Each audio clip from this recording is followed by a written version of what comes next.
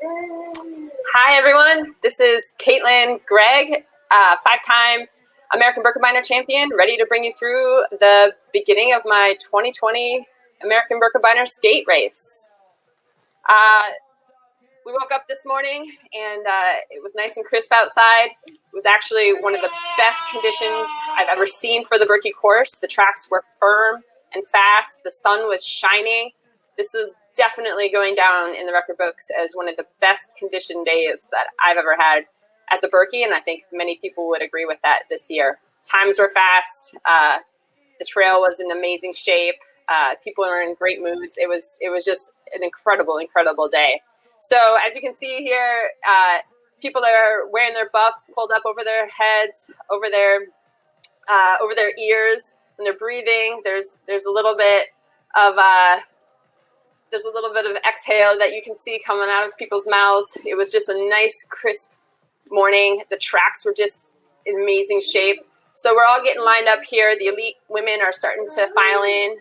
I know for myself, I was real nervous. I just picked my best pair of skis, and I was pretty psyched, feeling pretty confident in them, both in their flex and camber, and their grind, and also in the wax that was on them. I knew it was going to be a good day when I was out testing them just a little before, and I was looking forward to a good race here.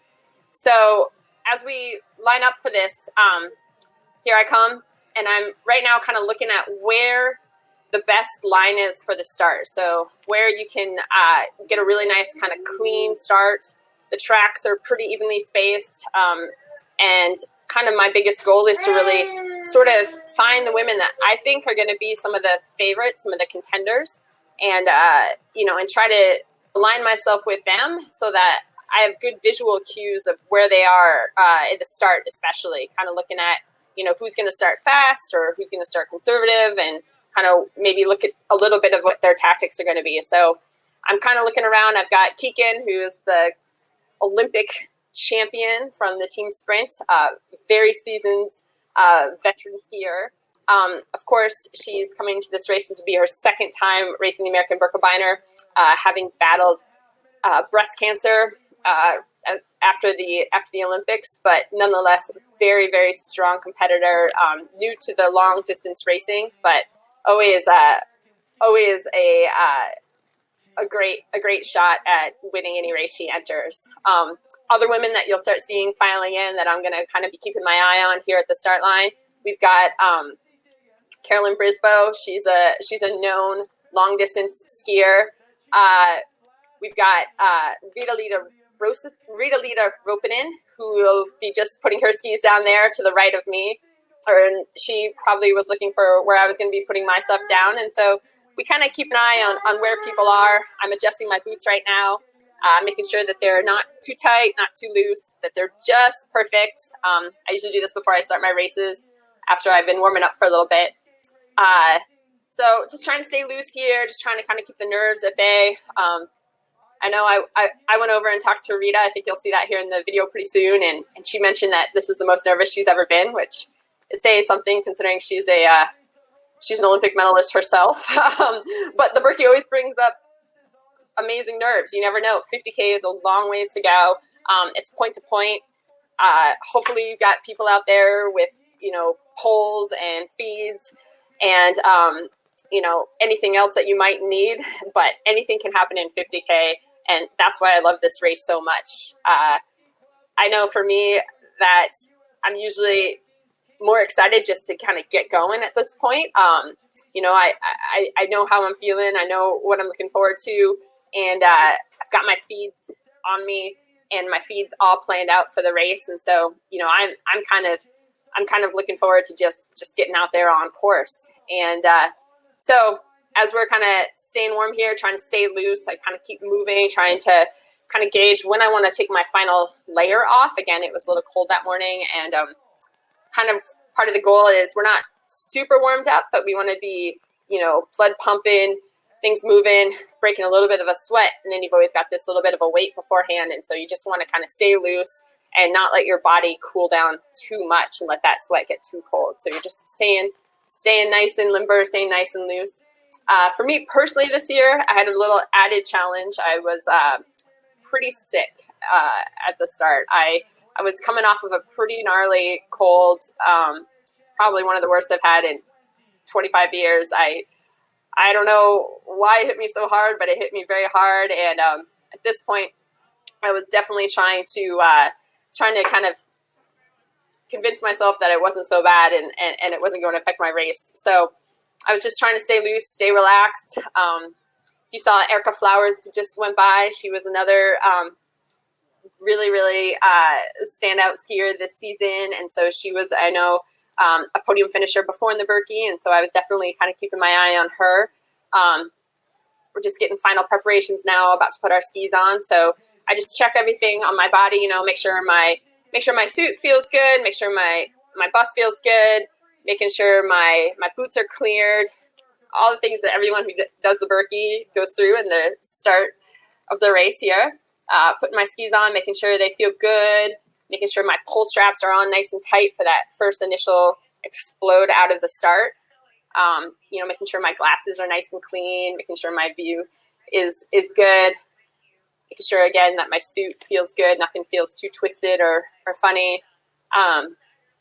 Right now, for the start of the race, in terms of my tactics, I like to have always a sports drink in my bottle. I use a combination of sports drinks with varying levels of whether it's how much sugar is in them, how much caffeine is in them, how much electrolytes is in them, and I kind of stagger them throughout the race. And so I usually start the race with higher electrolyte and sugar, but lower caffeine, actually. And so that's something that I do purposely so that when I take caffeine in throughout the race, it has more of an effect, and I feel it a little bit longer.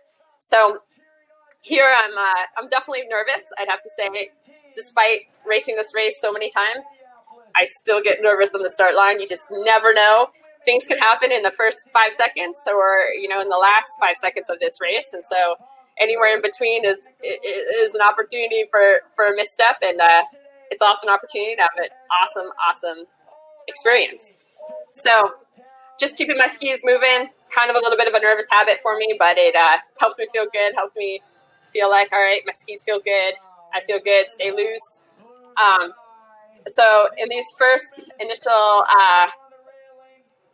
seconds here, they're going to lift the banner, which is a really fun way to start a race. You know, despite this being a 50K event, we oftentimes go out pretty hard in the first 100 meters. So it's something just to be aware of, and for sure, poles can be broken by, you know, anything that happens out there for any reason.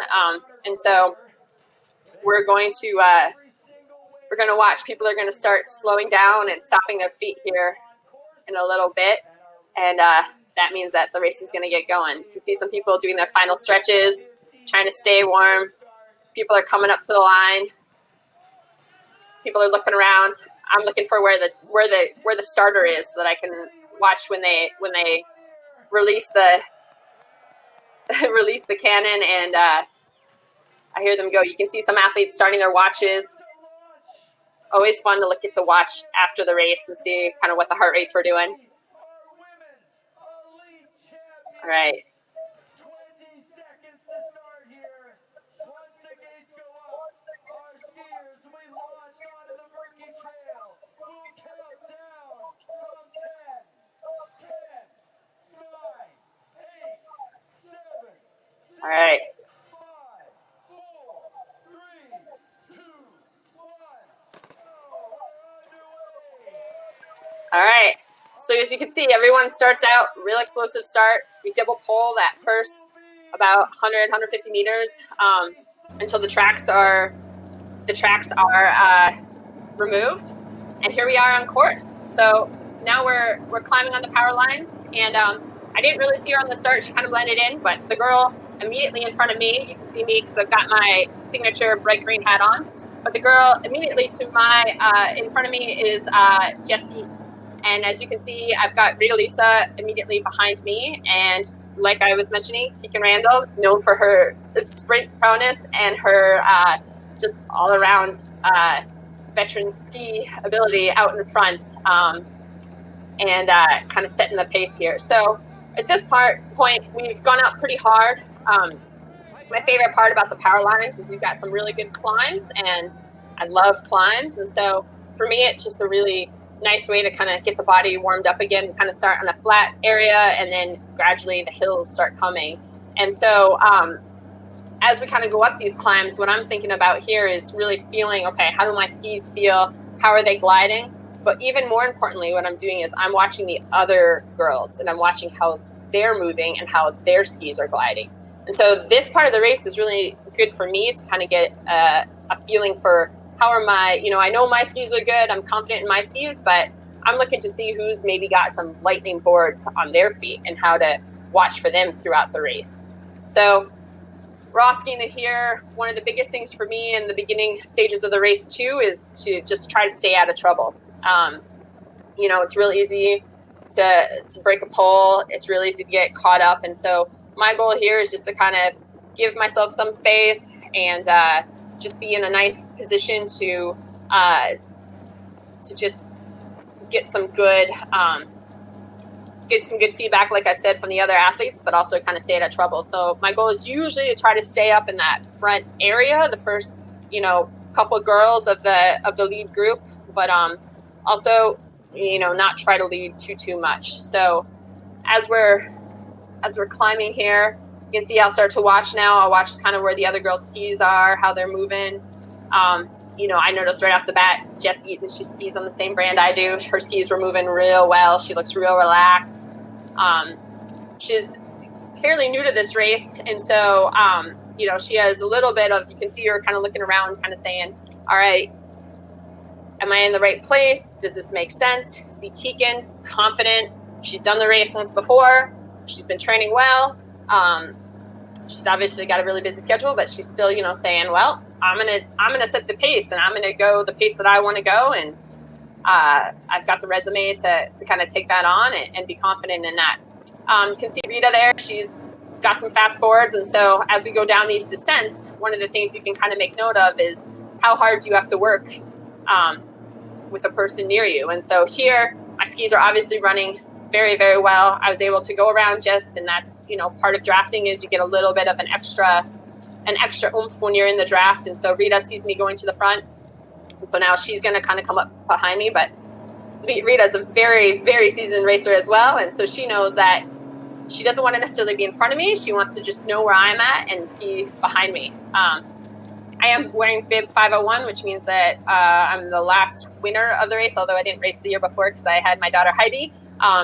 The previous year's winner, Elena Sonesson, wasn't in this race. She was on the World Cup, and so she wasn't there. So I got the honor of wearing bib 501, but that also means that I'm kind of marked as the girl to watch. So now Keegan has dropped back, and so some of the athletes who are looking to looking to kind of string the race out a bit. At some point it's nice to have a pack to ski with, but at the same time, when it's too big of a pack, you can kind of get tangled, you can kind of get twisted.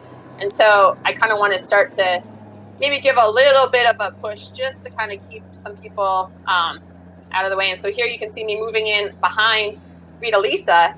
And so basically what happened is I went down the hill and Rita came up, and I thought, okay, good opportunity to get behind Rita. But what really was happening was as they get pushed over that hill, these girls started going for the preme.